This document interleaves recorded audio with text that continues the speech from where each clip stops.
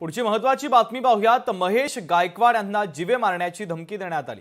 गणपत गायकवाड आणि वैभव गायकवाड यांचं नाव घेऊ नको, नाहीतर तुझा बाबा सिद्दीकी करू, अशी धमकी पत्राद्वारे देण्यात आली आहे। या प्रकरणी त्यांनी अंबरनाथ पोलीस ठाण्यामध्ये तक्रार दाखल केली। 1 वर्षांपूर्वी माजी भाजप आमदार गणपत गायकवाड यांनी महेश गायकवाड यांच्यावर पोलीस स्टेशनमध्येच गोळ्या झाडलेल्या होत्या।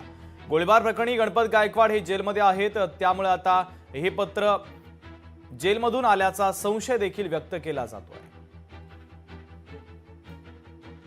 नगर या ठिकाणी लग्नात समारंभ असताना त्या ठिकाणी एका इस्माने आणून असं पत्र दिलं आणि त्या लेटरमध्ये मी बघितलं तर मला जीवे मारायची धमकी दिलेली।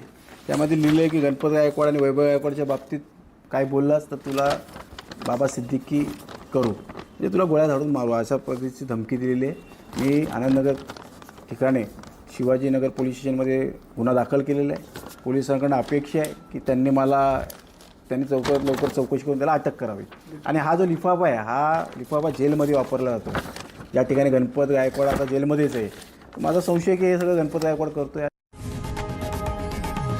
लोकशाही मराठी ऐका, पहा, जागरूक रहा।